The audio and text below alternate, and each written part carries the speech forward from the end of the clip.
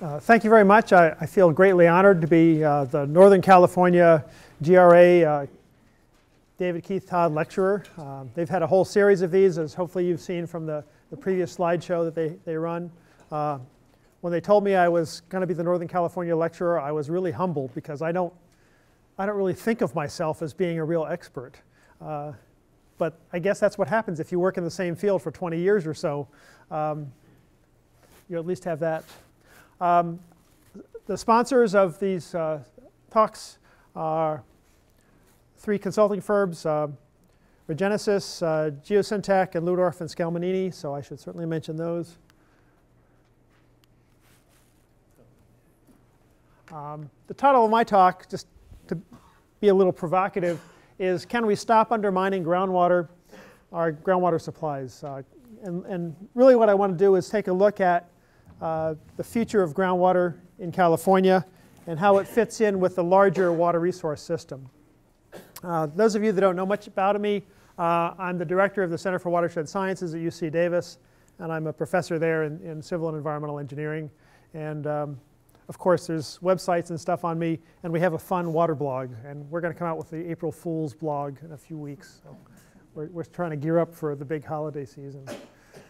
I'd like to give thanks to GRA for sponsoring this and the firms that are supporting this work, these talks. I'd like to thank my former students. Those of you that are students probably don't realize how much your professors learn from you. At least I'm always learning from my students, and so I'd like to sort of highlight a few of them that I've learned a lot from. They force me to think more carefully. Certainly I'd like to thank a couple of colleagues at UC Davis, Thomas Harder, who hails from around here for a period of time, and Graham Fogg. And then a former professor at University of Washington, Steve Burgess, who's a very provocative guy and helped me think about groundwater among other things. So I thank all these people for teaching me a bunch, but all the mistakes and misconceptions that remain in this talk are mine, so I won't blame them. I have to confess that I've always considered myself not a groundwater expert, but a surface water modeler. And when I came to California, it was that kind of an expert, mostly on urban water management. And so over time, I found myself in a system. So I came into California's water system as an expert on urban water management, but I'm in a system that is 70% agricultural use, a small but substantial amount of environmental use, and 90% of the storage in the system is groundwater. And so over time, I've had to learn a lot. And I don't think I've finished learning, because I don't think anybody ever finishes learning about California's water system. I don't think it's so big nobody can get that into their head. So these are sort of confessions of a surface water management modeler. There's a little bit of an outline of what I would like to talk through. I'd like to give a little bit of an overview of groundwater in the larger context of California water management. Review some of what I see as the major groundwater problems in the state. And of course, you have to understand that I see it from a perspective of an academic that works mostly at the regional scale. So there'll be a lot of local water problems and well certifications and things like that I actually know very little about. Look at some of the major successes that we have in local groundwater management in California, because most groundwater management is local and probably should remain that way, actually. Look at some on the role of the state in groundwater management. Certainly at the regional scale, the state has some importance. Look at likely changes that we're going to have in the groundwater problems, and particularly for you students, you're going to be in this system for 30 years or 40 years or a long time, we hope. The nature of groundwater problems often changes over time, and you want to be able to look forward in terms of your business and professional thinking. And then coming back to I think, what is my major theme, which is the integration of groundwater into the larger water management system, improving the role of the state, some conclusions, and of course, what kind of a professor would I be if I didn't give you some further reading? So, a little bit of water management in California.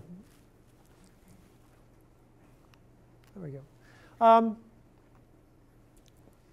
Most of you have been in California for a while, so maybe not all of this is very new. Here we are, Fresno. Perfect. When I came to California, I came from Seattle, and I came from the East Coast. And I have to confess that my first trip to California, I came down through the Central Valley in the summertime. And I thought, this place is so dry and brown. I'd never been into any place so dry and brown. I thought, who could ever live here? And guess where I live now? Anyway, it's beautiful. To me, the fundamental bit of California water management is given by this runoff map. So the dark blue here is 20% of the surface area of California, and it's responsible for 2/3 of the runoff, 2/3 of the water that's available to be managed. This is both runoff and percolation into groundwater. It's the stuff that doesn't evapotranspirate immediately. The next 20% is responsible for about 24% of the runoff in the state. So you can see where most of that is. And then the dark red here is the 30% of the land area that's responsible for 0.1% of all the runoff. So you're from Fresno. I don't need to tell you this. But I still find it remarkable. And it sort of sets the stage for a lot of the water management discussions, interregionally in particular. So this is where the water is. So the other thing I found remarkable coming from the East Coast to here, and the East Coast, we have a wonderful set of irrigation, which is solar desalinated seawater. We have rain, right? And we don't have to pay for it. Whereas here, not only do you not get a lot of rain in many of these major agricultural areas, but the rain that you get comes in the wintertime, so not in the major growing season. So it's a wonderful, from an engineer's perspective, it's a wonderful mismatch because the water is available at the wrong place at the wrong time. So it's a place made for engineers. On the right-hand side map here, this is a map showing the marginal value of water for agriculture. This comes out of some agricultural production models. And I want to use it to highlight the major agricultural production areas, which are the areas that have colors, and then I add circles, ovals for the major urban areas. So this is the major demands for water, and this is the major where the water is available. And you can see they don't really line up all that well.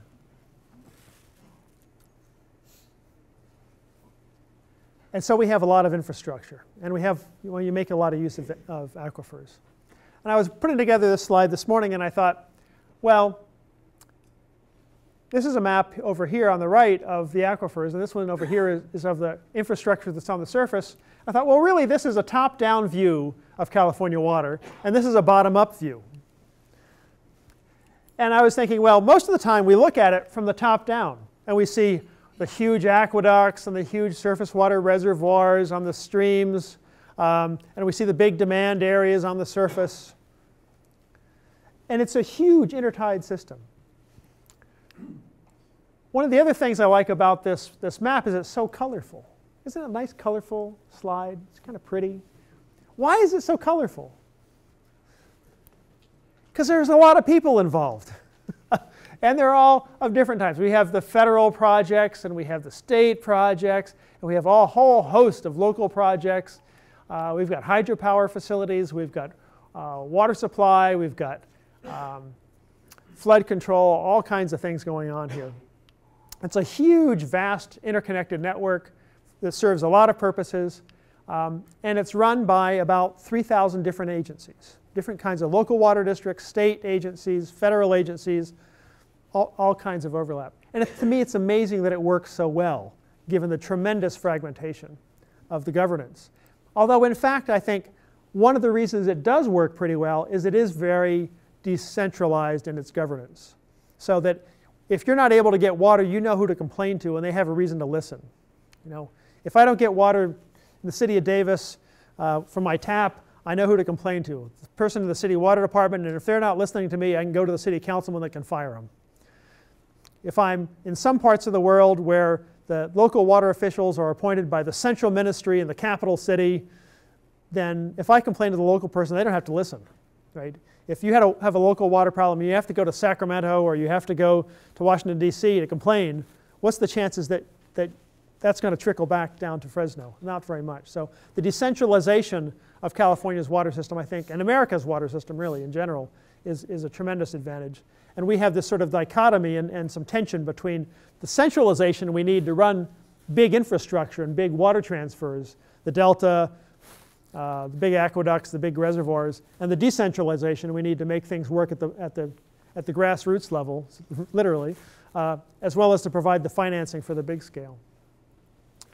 The aquifer side, I think, is really fascinating. I hadn't thought about this too much before, but in the sense that if you were starting to view California's water system not from space coming in, but from the center of the earth coming out, what would you see first for California's water system? You'd see the aquifers.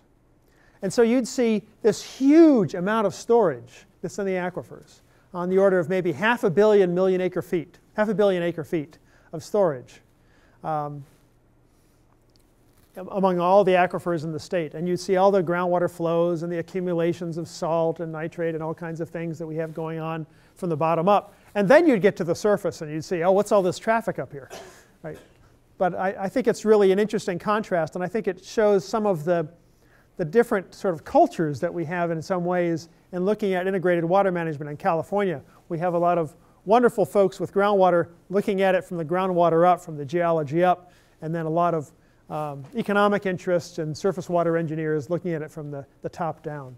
But they're really the same integrated system. The water balances hopefully keep us honest in the end. So groundwater's role in this system, it has a lot of roles. Fundamentally, groundwater is a wonderful collector of precipitation and a collector of water from streams. Tremendous amounts of almost all the water we pump comes from, a lot of the water we pump comes from these two sources. It also stores water. So it's a great storage location. It's right nearby, right underneath the fields, underneath the cities. So it's right there. We have to pump it, so that's a problem. In terms of storage, however, there's three sort of functions that we can get out of the storage. We have this wonderful seasonality in California with the wet winters and the dry summers. A lot of groundwater in California is used for seasonal storage. And if you look at the traces on wells, and if you look at the model results for management, you'll see these seasonal ups and downs. And that's the seasonal storage capacity being used in California. We also have drought storage capacity. And this is, I think, especially important in California's semi-arid climate.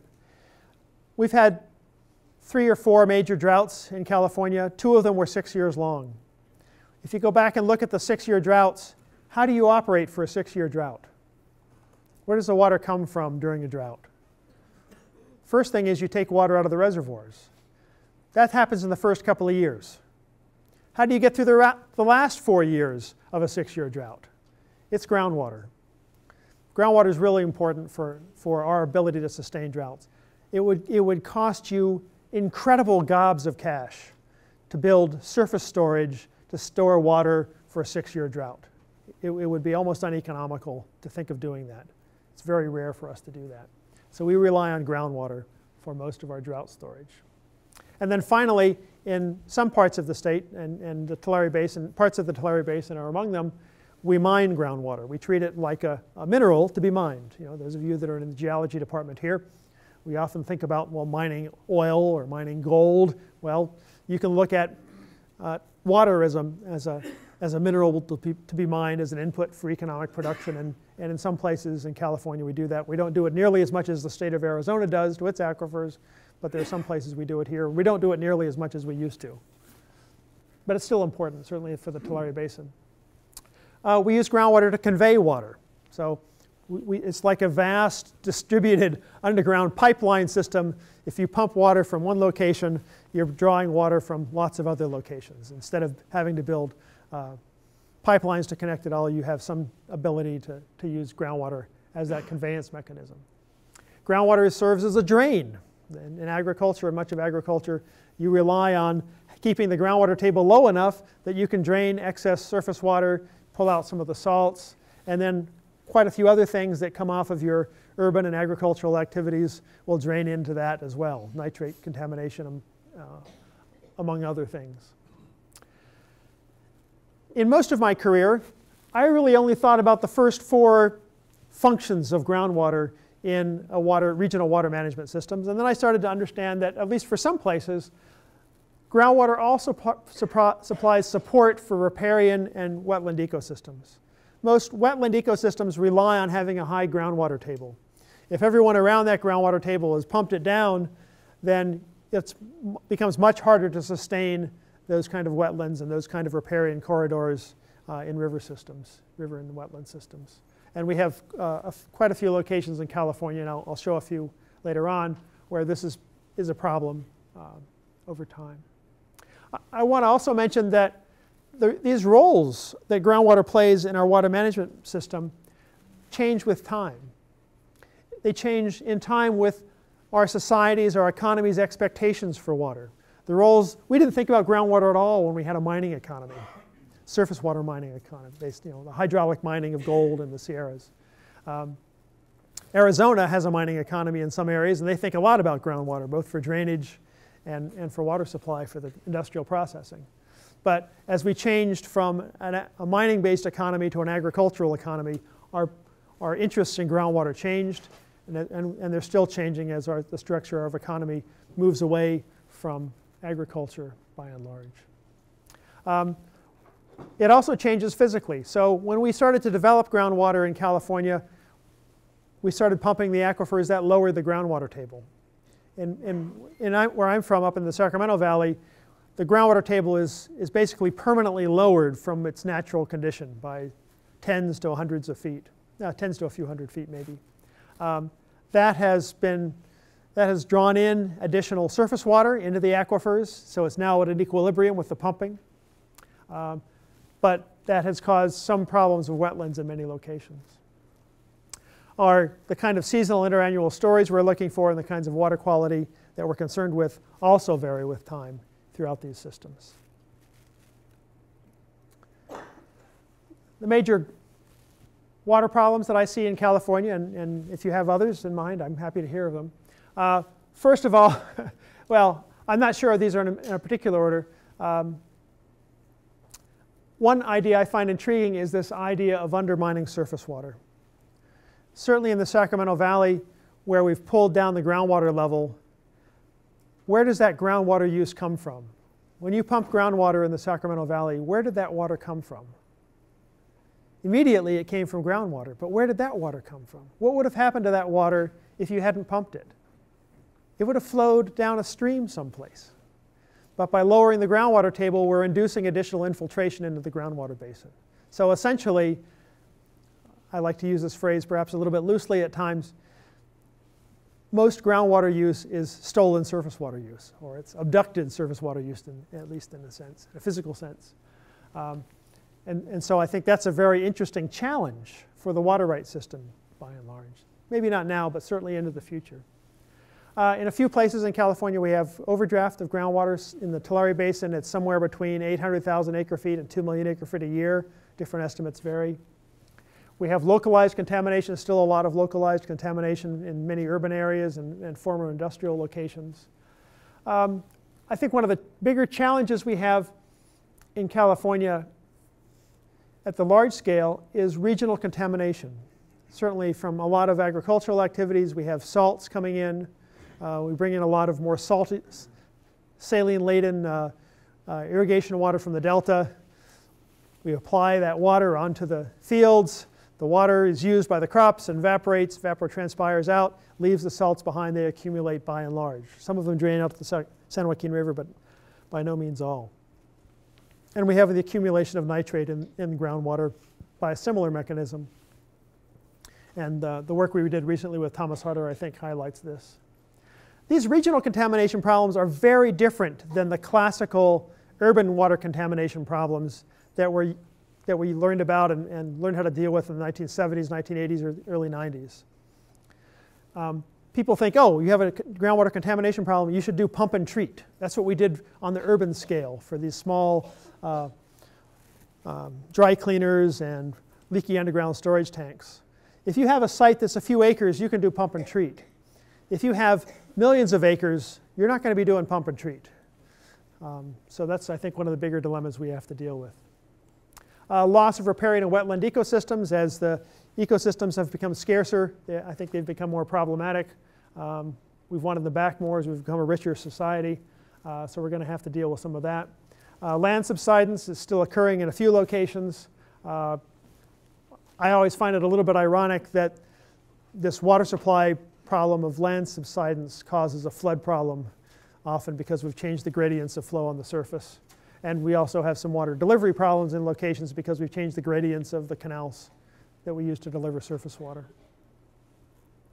So again, there's a sort of another interconnection between surface water management and groundwater management, both for floods and water supply with subsidence. And then I think finally the allocation of water and discharge rights. California is a dry place. We have a booming economy. Significant portion of our economy in the agricultural sector is heavily reliant on water availability. So we're never going to have all the water we'd like. There's always going to be a shortage in some sense in many places, except for the wet years, the flood years. So we're going to have to figure out ways to allocate that fairly and productively over time.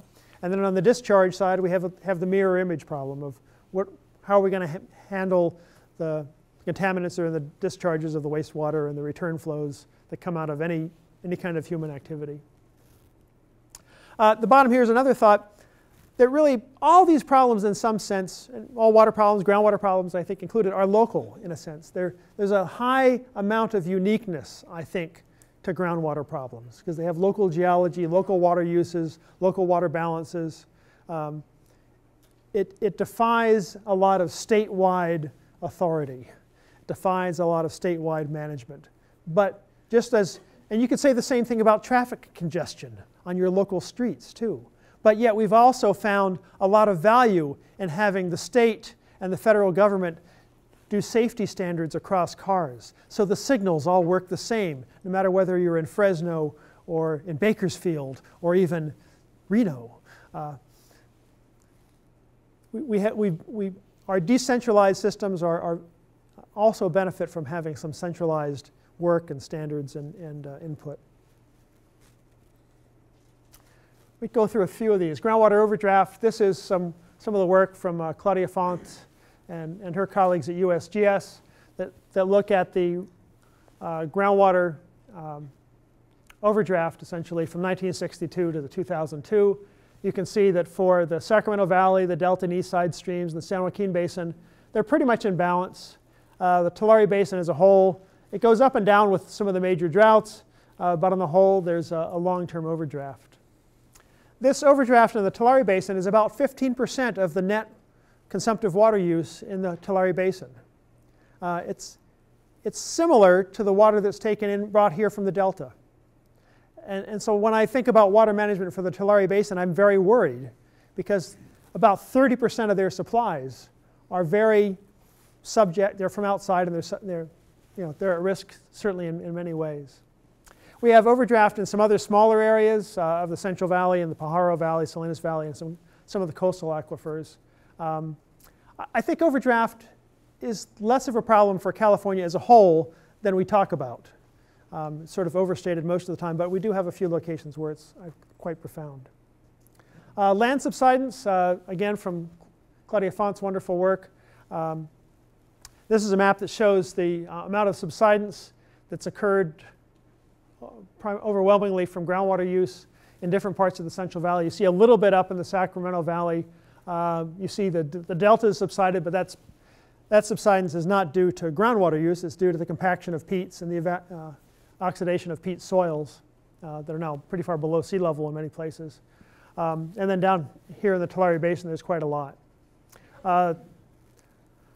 The subsidence in much of the Tulare Basin has diminished over time. Not the subsidence hasn't diminished, but the rate of subsidence has diminished. However, there's some other places outside the Central Valley, such as Antelope Valley, a little further to south, that are having subsidence today as they're overdrafting groundwater in that region. And of course, I couldn't talk about subsidence without the wonderful picture of Fred Poland, 1977, who did the sort of the seminal work on the subject with the wonderful pole lines that have the ground elevation 1925, 1955, and 1977 with this picture there. I mentioned before the aspect of lower groundwater tables and the effects that has had on the system. The first picture here on the top is an artesian aquifer, something that was fairly common in many parts of California. This was from San Bernardino, much further to the south. But we had a lot of groundwater at that time when we started to use it. There are artesian aquifers, I think, in this region as well in many places. And those are pretty much gone now. As we've began employing groundwater for convenience of conveyance, for convenience of storage, for convenience of water rights, whatever, we've lowered the streams. And again, this has lowered the groundwater tables, caused the streams in many cases to, instead of in the Sacramento Valley in particular, they've gone from almost all streams were gaining reaches almost every part of the year to now they're losing reaches in almost every time of the year. Lost habitat in many cases that comes from that, and some subsidence. Regional groundwater quality. This is what I've been working on mostly in terms of groundwater the last couple of years, so I'll spend a little more time on it. A couple of major issues I see in the long term at the regional scales.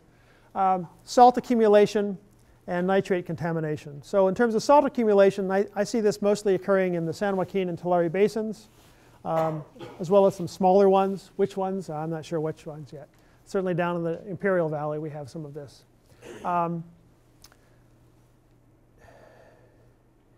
In terms of the studies that have been done in the San Joaquin Valley, there's 250,000, maybe 500,000 at most, acres of agricultural land that are being affected by the accumulation of salts in the drainage water.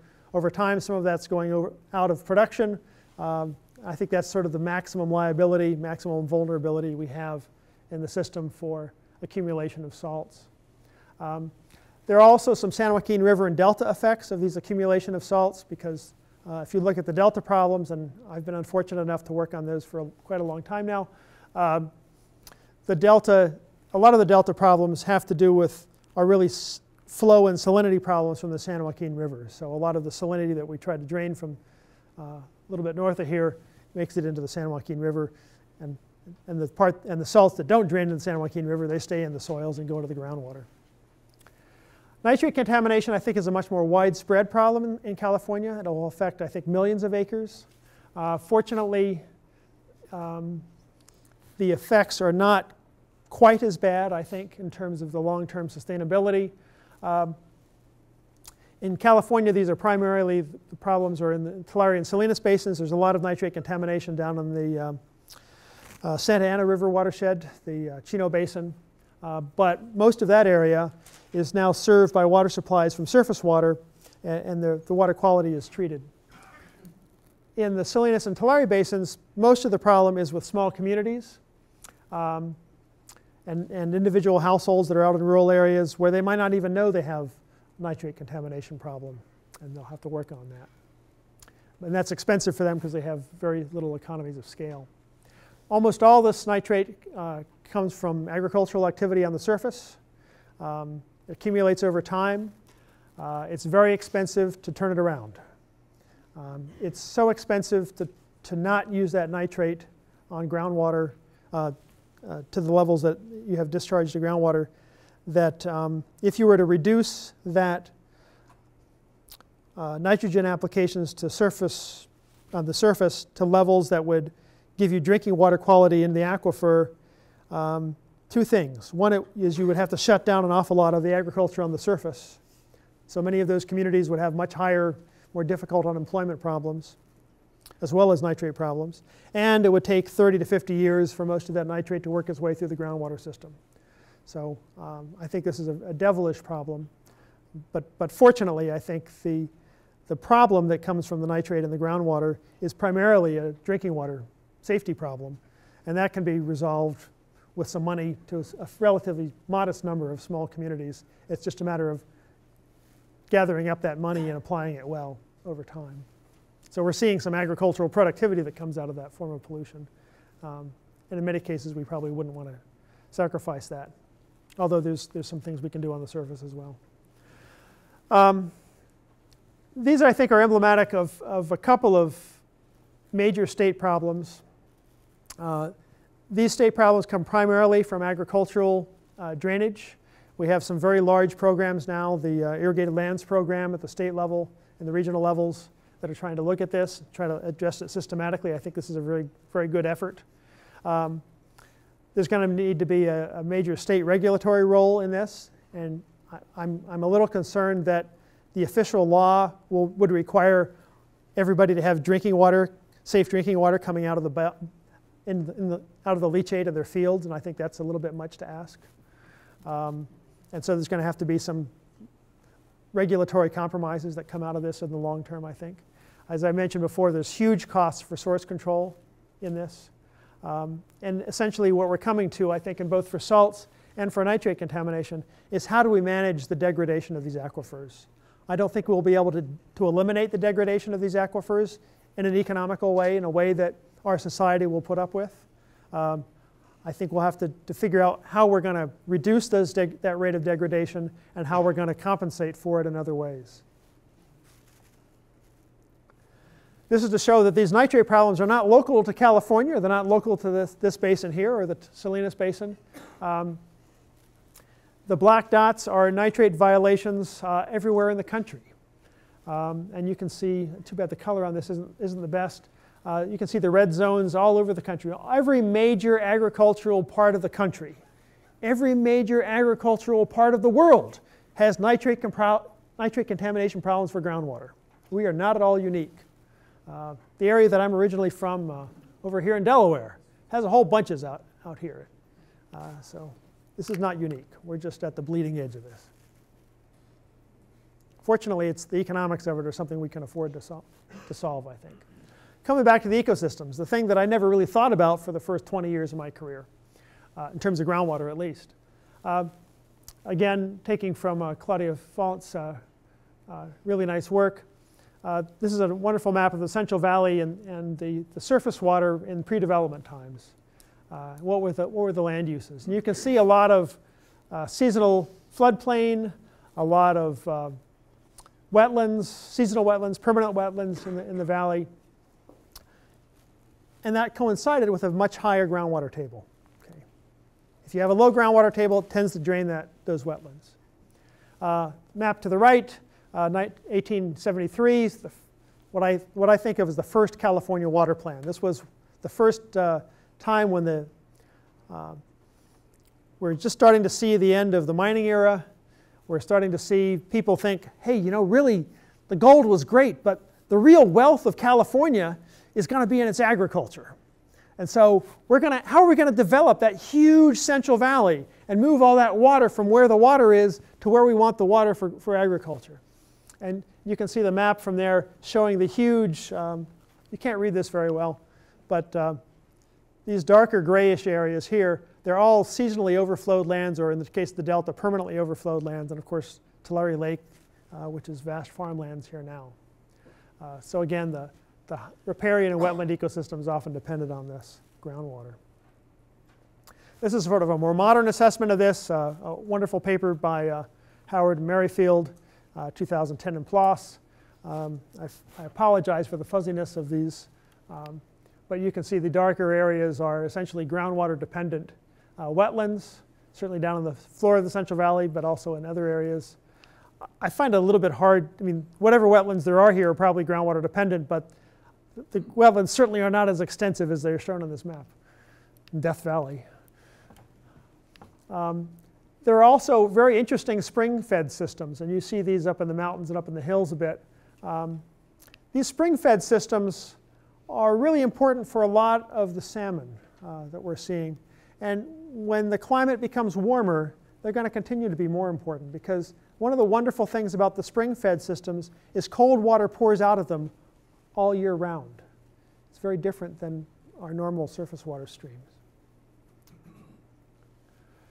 Success of groundwater management at the local level. I think it's really been tremendous.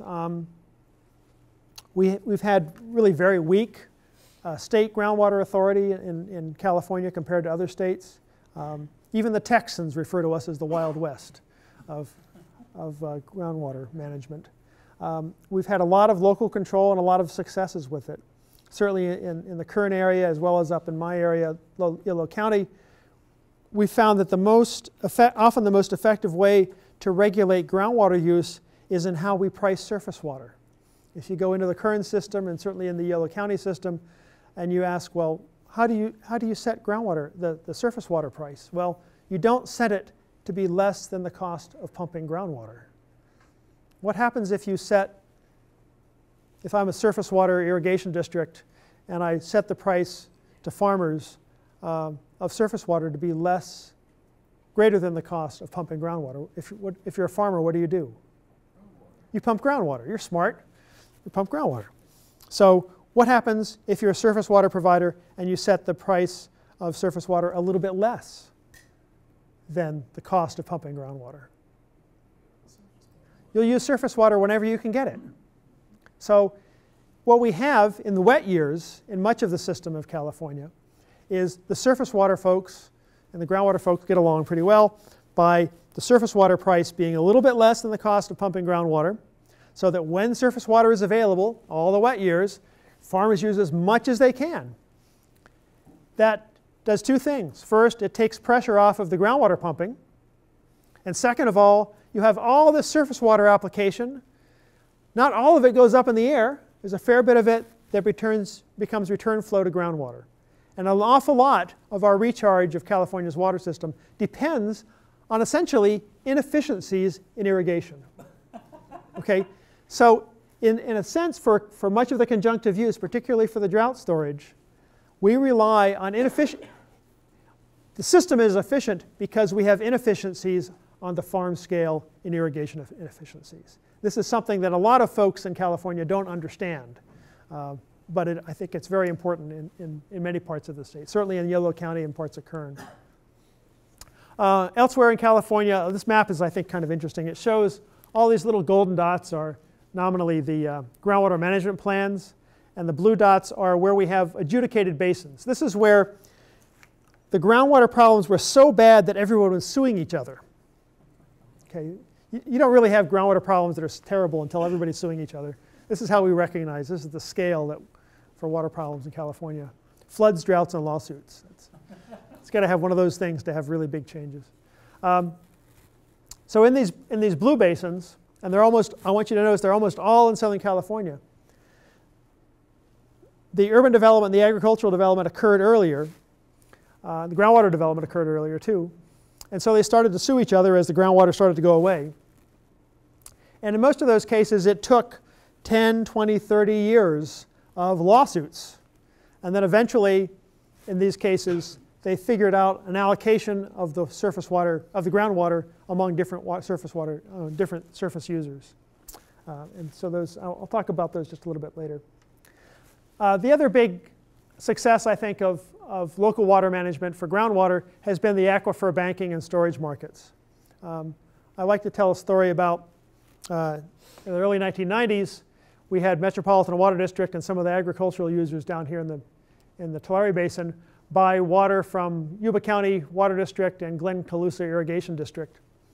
In both cases, certainly in the Glen Colusa Irrigation District case, they would sell some of their surface water south and pay some of their farmers to use groundwater.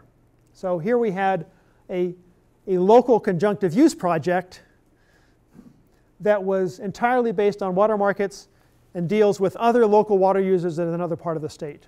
Okay, the only role of the state in this was in guaranteeing the water balance and in the conveyance. When some of those water users, particularly Metropolitan Water District, would buy more water than they found out that they needed. So they buy water thinking this might be a dry year. Turns out not to be as dry as they thought. They found themselves with extra surface water. What did? They went to some of the irrigation districts in this region, a little further south from here, semi-tropic and the Kern Water Bank, and said, can we rent your groundwater space? All that empty space that was drawn down by overdraft in many cases, some cases. And so we had a banking market that has come into this.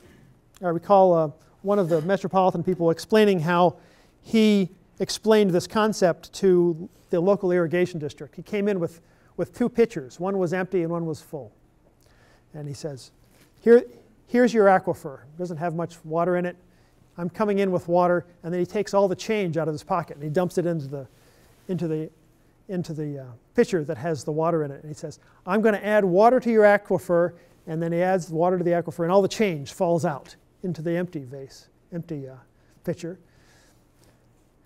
And he says, that's what we're going to do at the beginning. And then when we hit some dry years, we're going to take some of that water back. And he pours some of the water back into the pitcher, his pitcher. And he says, and this is the deal.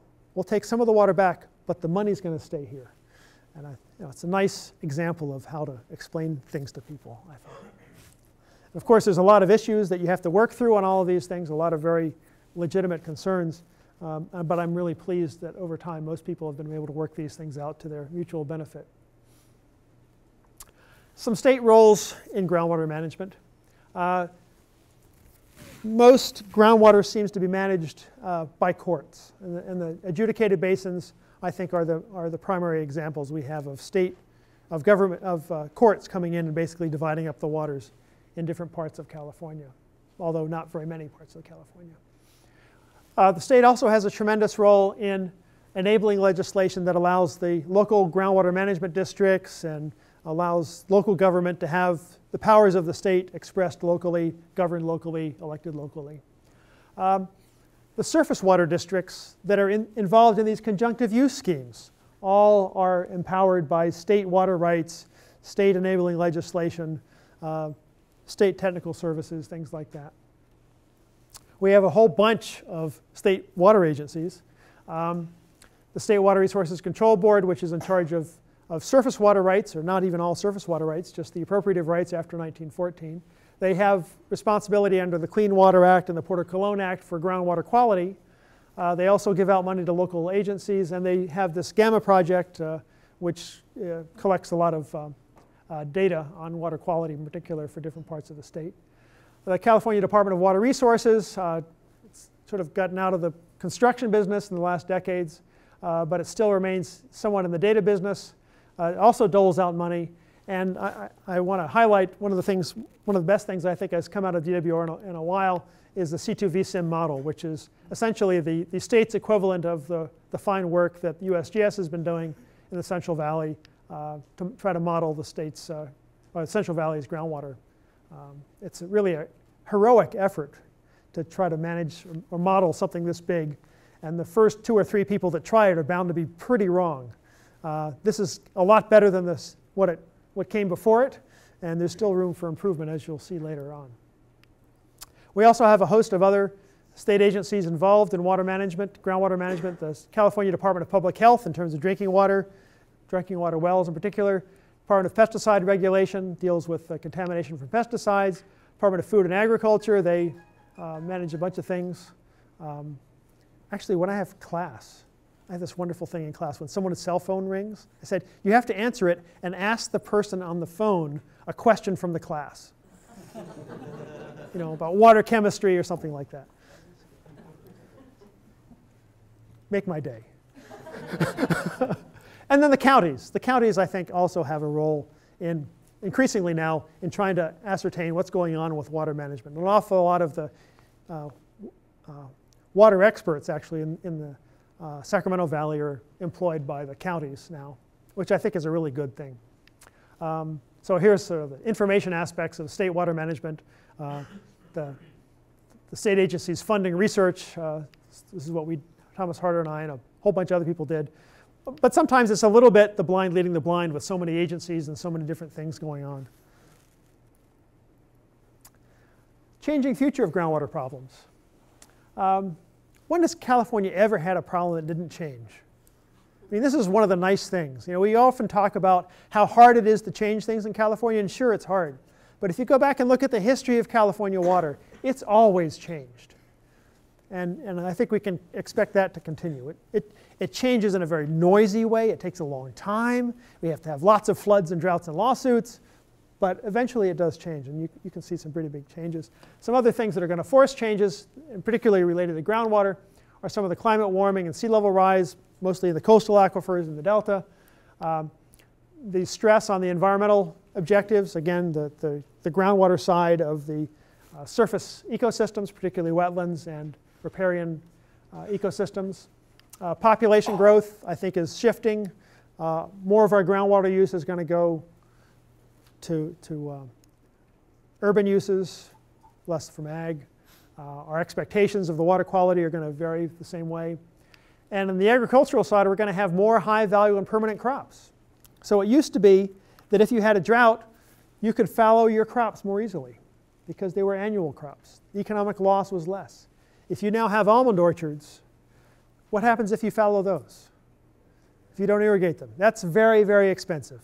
So we're going to have a less resilient economic system that depends on the groundwater, and we're going to have to be careful about how we manage it. We're not going to see very many artesian aquifers.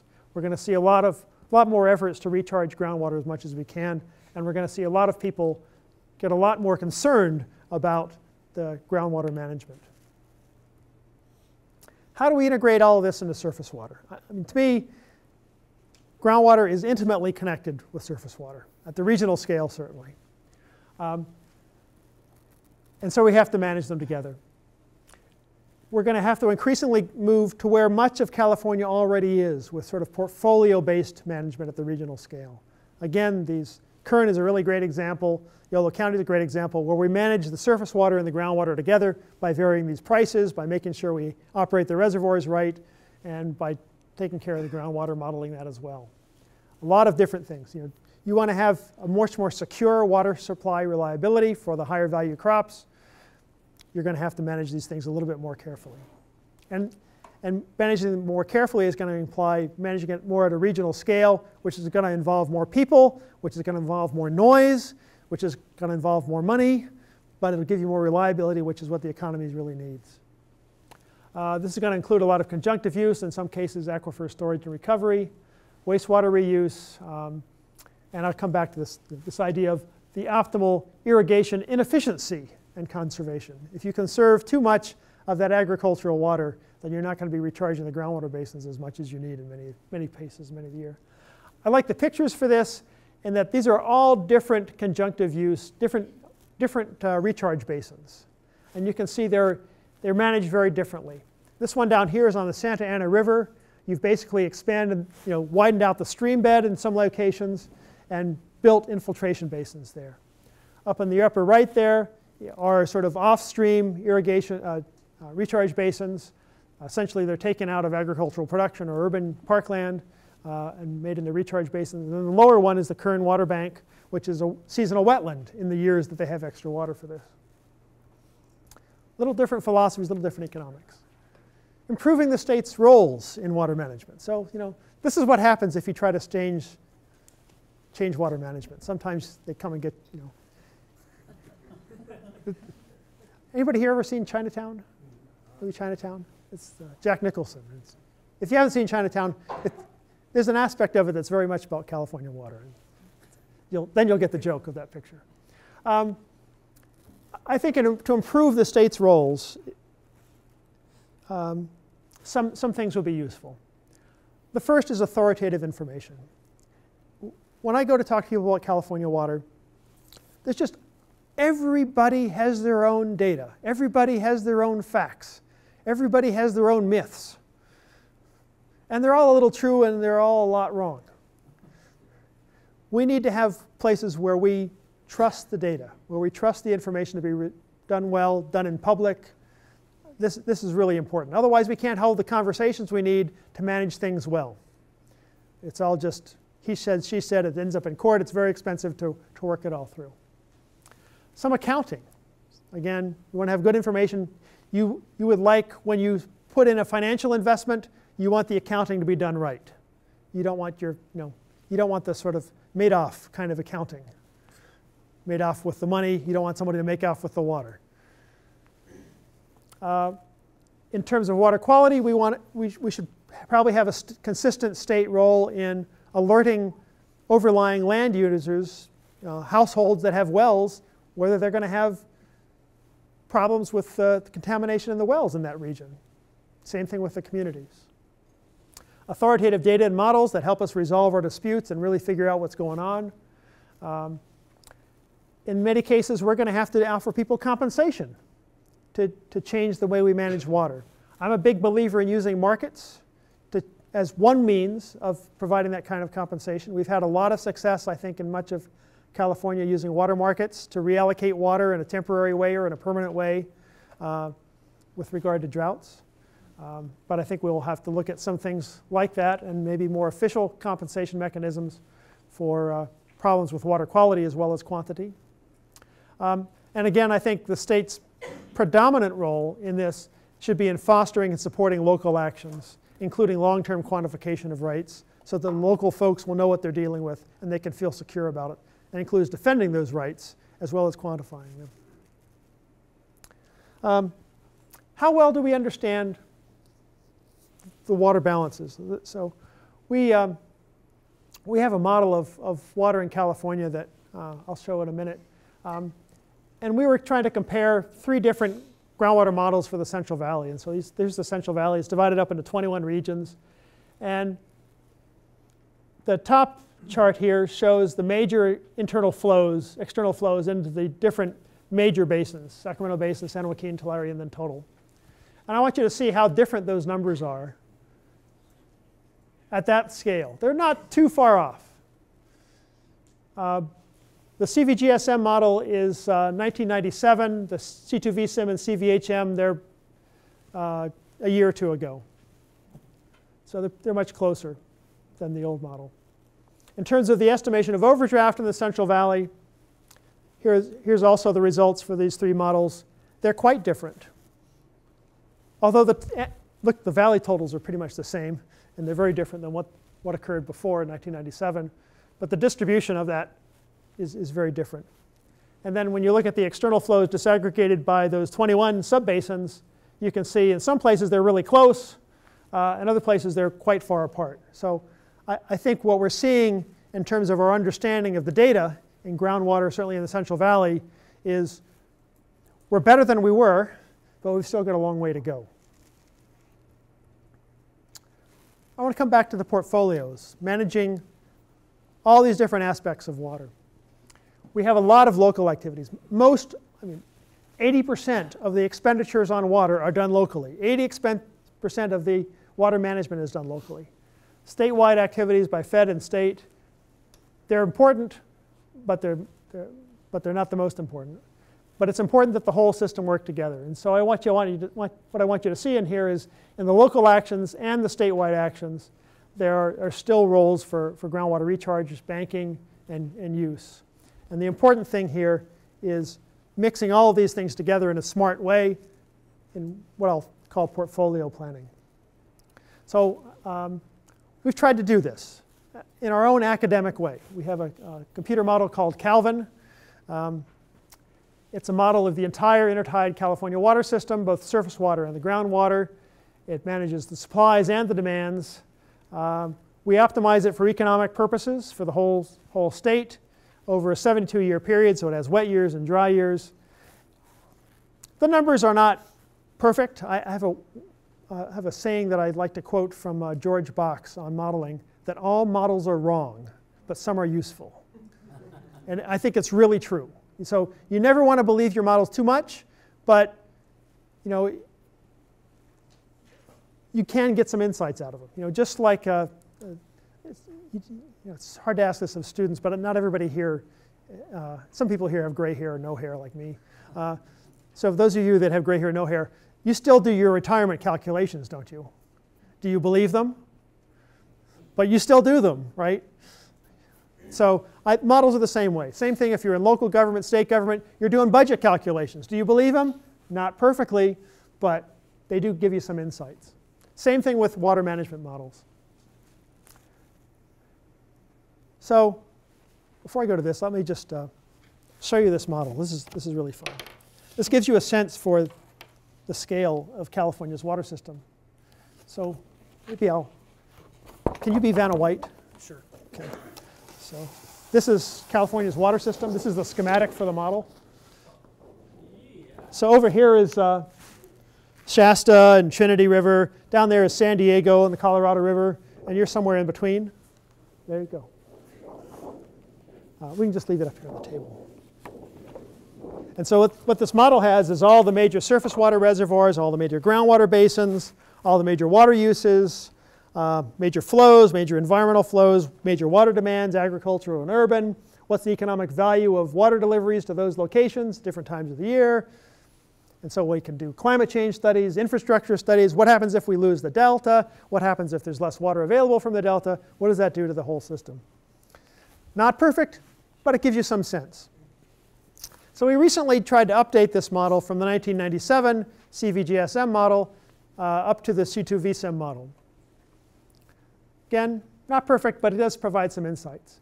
And one of the things we wanted to look at here, so this is the base case. The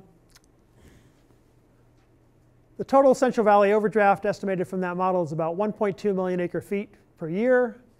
Total Central Valley water deliveries, about 20 million acre feet per year. The average scarcity across all years is close to 500,000 acre feet per year. Total delta exports were 5.3 million acre feet. Bunch of aquifer recharge, things like that. Water scarcity, not so much.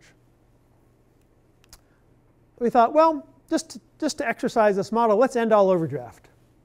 So we're going to set a condition to this model. So at the end of the 72 years, every groundwater basin has to have the same storage it had at the beginning of the 72 years. Okay? When we do that, we end overdraft. We reduce water deliveries by a little bit. So you can see, so there's 1.2 million acre foot less water available to the system. The water scarcity for agriculture in the Central Valley basically doubles. So what happens if I have 1.2 million acre foot less water available to the system, and I only have 400,000 acre foot less water delivery? What happened to the other 800,000 acre foot of water, of scarcity? How come I don't see, if I reduce water, 1.2 million acre foot of water available to the system, why don't I see 1.2 million acre foot of scarcity? This model optimizes the economics. It says, I want more water out of the delta. I think this poses a dilemma for some folks in the environmental community that say, we should never overdraft groundwater. Well, if you overdraft groundwater, what the California water system will want to do is export more water from the delta, which is another great environmental cause. There are some interesting trade-offs in this system, not only environmentally, but for every water user. And I think this illustrates that at a statewide scale. The other thing I think is very interesting is when it takes the water from the delta, it can only really get it in wet years, not in dry years. And so it does more aquifer recharge when you end overdraft. Isn't that kind of ironic? You're reducing your dependence on groundwater overdraft, so you're increasing recharge because you're taking that surface water when it's available and you're hiding it. It does double the water scarcity cost, about 53 million a year, and it does double the scarcity for agriculture. So I thought that was an interesting exercise. Groundwater versus surface water, sort of to start ending up here. They're both water and they're both connected in most of the state. The differences are really complementary. Groundwater flows more slowly. Makes it easier to store for long periods of time. It makes the contamination flow more slowly. If you have contamination, you have longer time to deal with it, or it takes you longer to get rid of it. It's more expensive to extract groundwater than it is to take water out of a stream, but often you don't have to treat it. It doesn't refill as fast as a flood, but it'll stay around longer. You can keep water in groundwater for decades, whereas if you kept that in a surface water reservoir, more and more of it will evaporate off the top. The groundwater capacity is huge in terms of storage capacity. On the order of, we have about 40 million acre foot of surface water storage capacity in California. We have on the order of, depending on how you count it, 500 million acre foot of storage to 1.5 billion acre foot of storage in groundwater. And it's already constructed. You don't have to pay a bond for it. Regional contamination, however, in this system is essentially forever. If you contaminate a surface water body, you can flush it out relatively quickly. if you contaminate a regional aquifer with salt or nitrate, it's there for decades and decades. Contamination is slower, but it lasts longer. Conclusions. Groundwater complements surface water. We should try to think of ways where we can use them together. As conditions change into the future, we're going to have more and more reasons to do this. Regional contamination, again, is forever. We're going to have to figure out how to deal with that long-term degradation. Integrated water management portfolios are the present and the future of groundwater management and of surface water management, for that matter, as well. Almost all this integration will be local, but the state is going to have some important roles. And state infrastructure and the remanagement of state infrastructure will also be important.